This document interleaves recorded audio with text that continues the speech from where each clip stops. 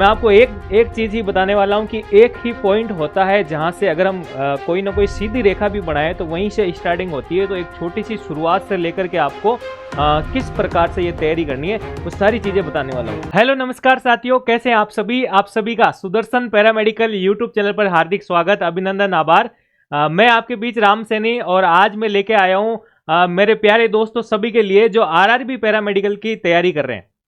और उनके लिए ये वीडियो विशेष रहने वाला है क्योंकि मुझे मेरे पास काफ़ी सारे दोस्तों मैसेज आए हैं कि सर पिछली बार जो हमने आरआरबी पैरामेडिकल का एग्ज़ाम दिया था और इस बार जो नई वैकेंसी आई है आरआरबी पैरामेडिकल को लेके, हमें उनके अंदर किस प्रकार से तैयारी करनी चाहिए और किस प्रकार कौन कौन सी टॉपिक्स जो है वहाँ से क्वेश्चन पिछली बार आए थे और इस बार नए ऐड होने वाले, तो सारी जानकारी तो उनके लिए ये विशेष रहने वाला है। और पिछली भर्ती में जिन्होंने कुछ गलतियां की थी और जो माइनर मार्क्स से पीछे रह गए थे उनके लिए भी ये वीडियो विशेष रहने वाला है। तो बिल्कुल जो हमारा थंबनेल पीछे दे रखा है वो यही कह रहा है कि आरआरबी पैरामेडिकल भर्ती की तैयारी करने वाले ये गलती भूलकर भी ना करे। कौन सी गलती? एक छोटी सी गलती आपका सिलेक्शन नहीं होने से यानी सिलेक्शन रोक सकती है, तो वो कौन सी गलती में आप सभी को सुधार करना चाहिए, आज उसी के बारे में अपन बात करने वाले। तो फर्स्ट ऑफ ऑल अपन बात करेंगे कि सारे स्टूडेंट्स के माइंड में खूब सारी चीज़ें और विचारधाराएं रहती है कि सर अभी तो नोटिफिकेशन आया है, अभी हम तैयारी बाद में कर लेंगे, अभी इतना टाइम पड़ा, ये सारी चीज़ें। और इस टाइम ड्यूरेशन के अंदर ही वो अपने अंदर यानी कि मैं बात करूं कि वो लेजीनेस के कारण यानी आलस के कारण पढ़ाई नहीं कर पाते और सिलेक्शन से पीछे रह जाते हैं। वो कौन कौन से कारण है जिनसे आप सभी को दूरी बनानी चाहिए और वह कौन कौन सी चीजें हैं जिसको आपको बंद मुट्ठी में यानी मुट्ठी बंद करके अपने पास रखना है ताकि सिलेक्शन आपका इजीली हो जाए। तो बात करें अगर फर्स्ट ऑफ ऑल अपन कि आप लोग सोचते हैं कि अभी तो नोटिफिकेशन आया है, ठीक है ना, कि नोटिफिकेशन आने के बाद अपन पढ़ाई स्टार्ट करेंगे, ठीक है ना। कुछ लोग सोचते हैं कि सर फॉर्म भरने के बाद अपन पढ़ाई स्टार्ट करेंगे और वो कर नहीं पाते, ये समय आपका निकल जाता है। और कुछ मेरे प्यारे साथी ये सोचते हैं कि अभी तो एग्जाम डेट आएगी तब हम पढ़ाई स्टार्ट करेंगे। बिल्कुल, क्योंकि देखो मैं आपका ही नहीं कह रहा, मैं मेरा ही बात कर रहा हूँ। जो पिछली आरआरबी पैरामेडिकल का एग्जाम दिया था, ऐसे कहीं ना कहीं खूब सारी चीजें दिमाग में आती है, तो इन सब चीज़ों का आपको त्याग करना पड़ेगा। फिर अपन बात करें कि हाँ ये भी दिमाग में रहता आपके कि अभी तो 3 महीने पड़े हैं, अभी तो 4 महीने पड़े हैं, अभी तो जुलाई में आएगा, अभी तो, ठीक है ना। तो ये सारी चीज़ें आपको ख़त्म करनी है। और कभी कभार माइंड में आता है कि आज नहीं हम कल से स्टार्ट करेंगे, तो इतनी सारी चीज़ें आपके माइंड में ये चलती रहती है, तो इन सब को समाप्त करना है आपको। बिल्कुल। फिर अपन बात करते हैं कि हाँ, कुछ स्टूडेंट कहते हैं कि सर मैं एक शेड्यूल बना के पढ़ाई स्टार्ट करूंगा और वो उनका शेड्यूल कभी बन ही नहीं पाता है, ठीक है ना। कि अभी तक आपने अगर शेड्यूल भी नहीं बनाया है या फिर टाइम मैनेजमेंट नहीं किया है, क्योंकि कुछ स्टूडेंट्स क्या करते हैं कि मैं एक टाइम टेबल बनाऊंगा और उस टाइम टेबल के अकॉर्डिंग मैं सुबह 3 बजे उठूंगा, मैं ये सब्जेक्ट कितने बजे तक पढ़ूंगा, मैं ये काम करूंगा, और वो टाइम टेबल बन तो जाता है। वो टाइम टेबल इतने अच्छे तरीके से बनता है, आप उस टाइम टेबल को बनाने में 1-1.5 घंटा वेस्ट भी कर लेते हो, लेकिन वो टाइम टेबल जो है ऐसे के ऐसे ही पड़ा रह जाता है और आप उसको फॉलो नहीं कर पाते हो। बिल्कुल। तो किस प्रकार से आपको टाइम मैनेजमेंट करना है और शुरुआत कहाँ से करनी है, क्योंकि देखो आप सबके पास जो आपने डिग्री और डिप्लोमा कर रखा है वो सारी स्टडी मटेरियल भी पड़ा है, और थोड़ा सा स्टडी में डिस्टेंस होने के कारण अभी आपको ये समझ में नहीं आ रहा कि हम शुरुआत कहाँ से करें। तो देखो मैं आपको एक चीज़ ही बताने वाला हूँ कि एक ही पॉइंट होता है जहाँ से अगर हम कोई ना कोई सीधी रेखा भी बनाए तो वहीं से स्टार्टिंग होती है। तो एक छोटी सी शुरुआत से लेकर के आपको किस प्रकार से ये तैयारी करनी है वो सारी चीज़ें बताने वाला हूँ।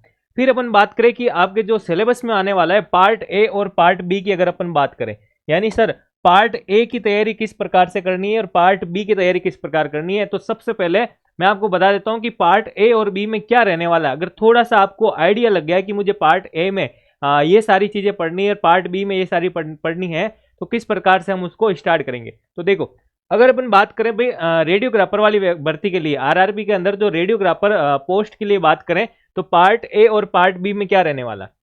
तो पार्ट ए के अंदर आपका क्वालिफिकेशन का पार्ट रहने वाला है, जिसमें अगर जो भी आपने डिग्री और डिप्लोमा कर रखा है वो सारी चीजें यानी उन सब से रिलेटेड सब सिलेबस जो है वो रहने वाला है।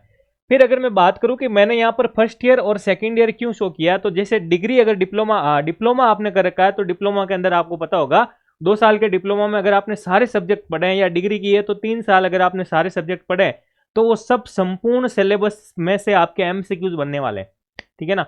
तो जैसे अगर बात करें कि कुछ सब्जेक्ट मैंने लिखे हैं कि फर्स्ट ईयर में आपने एनाटॉमी, फिजियोलॉजी, पैथोलॉजी और dark room procedure, radiation physics, radiography या पोजिशनिंग वाले सब्जेक्ट पढ़े होंगे। या बात करूं मैं सेकंड ईयर में आपने रेडियोथेरेपी के बारे में या स्पेशल रेडियोलॉजिकल इन्वेस्टिगेशन यानी आईबीपी, बेरियम वगैरह, इन सब की अगर अपन बात करें, या रिसेंट एडवांसेस, सीटी, एमआरआई, यूएसजी, ये अपने सिलेबस में सारे इनकी बात करें, या पेशेंट केयर और हॉस्पिटल मैनेजमेंट, तो इन सारे सब्जेक्ट के बारे में जो अपने टॉपिक्स और अपना संपूर्ण सिलेबस है वो पार्ट ए के अंदर आने वाला है। तो सर हम इन सबको मिक्स पढ़ना पड़ेगा क्या? हाँ बिल्कुल, पढ़ना सब सारा है, लेकिन स्टार्टिंग कहाँ से करनी है वो अपन बताएंगे। फिर अपन बात करें कि आपके पार्ट बी के अंदर क्या क्या रहने वाला है। आपको पता होगा मैथ्स आने वाली है, रीजनिंग की बात करें, जनरल साइंस भी है और जनरल अवेयरनेस। तो ये 30 मार्क्स का आपको पता है ये वाला पार्ट रहने वाला है। और पार्ट ए की बात करें तो ये 70 मार्क्स का रहने वाला। और संपूर्ण पेपर जो है अपना भाई टोटल 100 मार्क्स का, टोटल कितने मार्क्स का? 100 मार्क्स का ये रहने वाला है। बिल्कुल। तो देखो अब अपन बात करते हैं भाई lab technician, RRB lab technician post वालों के लिए, जो मेरे प्यारे सहपाठी लैब टेक्नीशियन वाली पोस्ट के लिए तैयारी कर रहे हैं, तो उनके भी पार्ट ए के अंदर आपका क्वालिफिकेशन वाला पार्ट रहने वाला है। क्वालिफिकेशन के अंदर जो भी आपने डिग्री और डिप्लोमा अगर आपने कर रखा है, यानी लैब टेक्नीशियन के अंदर डीएमएलटी कर रखी हो या फिर बीएमएलटी कर रखी हो, वो सारे सब्जेक्ट जो मैंने पार्ट ए में शो किए, एनाटॉमी और फिजियोलॉजी आपके भी रहता है, क्लिनिकल पैथोलॉजी आ गई, हिमेटोलॉजी, ब्लड बैंक, ठीक है ना। लैब के सारे इक्विपमेंट्स, आजकल इक्विपमेंट से भी क्वेश्चन आते हैं भाई, लैब के इक्विपमेंट और इनकी फंक्शनिंग से संबंधित क्वेश्चन की भाई ये इक्विपमेंट ये काम करता है, या बायोकेमिस्ट्री के अंदर उस मशीन के बारे में उसकी फंक्शनिंग का पार्ट ले लो, या फिर सेल काउंटर के बारे में, ये सारे अपन बात करें माइक्रोपिपेट ले लिया, ठीक है। तो ये सारी चीजें और इनकी फंक्शनिंग के क्वेश्चन।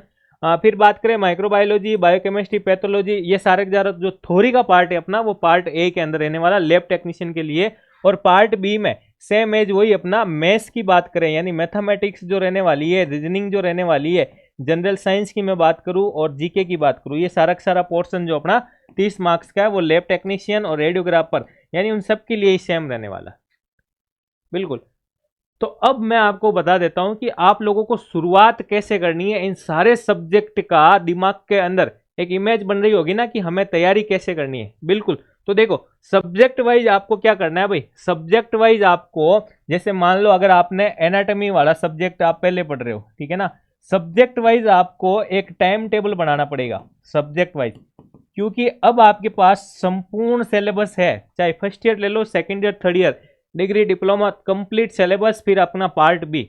तो आपको सब्जेक्ट वाइज एक टाइम टेबल बनाना पड़ेगा, उसके अंदर जो आपके फिर टॉपिक्स दे रखे हैं, ठीक है ना, उन टॉपिक्स को आपको सबसे पहले क्या करना है, उनको रीड करना है भाई। सबसे पहले आपको क्या करना है, उनको रीड करना है। जैसे मान लो कोई टॉपिक अगर अपन एनाटॉमी की ही बात करें तो इसके अंदर अगर आपने कार्डियक सिस्टम लिया, ठीक है ना, कार्डियक सिस्टम लिया, इस सिस्टम को अगर आपने पहले रीड किया मैंने एनाटॉमी को पढ़ने का तरीका भी उसका वीडियो डाल रखा है कि एनाटॉमी को किस प्रकार से पढ़ना है, डार्क रूम को किस प्रकार से पढ़ना है, क्लिनिकल पैथोलॉजी को किस प्रकार से पढ़ना है, ब्लड बैंक को किस प्रकार से पढ़ना है, ठीक है ना। जैसे अगर ब्लड टॉपिक ले लिया, ब्लड का सबसे पहले इंट्रोडक्शन आ गया, फंक्शन आ गया, कंपोजिशन आ गया, कंपोजिशन के बाद क्लासिफिकेशन का चार्ट बनाया, फिर थ्योरी पढ़ी, फिर हमने WBC, RBC इन सबको अलग अलग पढ़ा, इन सब से डिजीज के बारे में पढ़ लिया, ठीक है ना। इस प्रकार से सारा ब्लड फिर कंप्लीट होता है टॉपिक, ठीक है ना। फिर अपन उनके MCQs की तरफ। तो जैसे अगर आपने एनाटॉमी की बात करें कि कार्डियक सिस्टम पढ़ा है, उसको रीड किया, तो फिर इससे संबंधित आप क्या लगाओ, MCQs लगाने हैं आपको। और उसके बाद आपके MCQs अगर मान लो आपने कि सर 30 MCQs लगाए, उसमें से आपके 15 का रेशियो आ रहा है, लेकिन 15 जो है वो सही हो रहा है, 15 गलत हो रहे हैं, तो उस टॉपिक को फिर रिवीजन मोड पे डालो, ठीक है ना।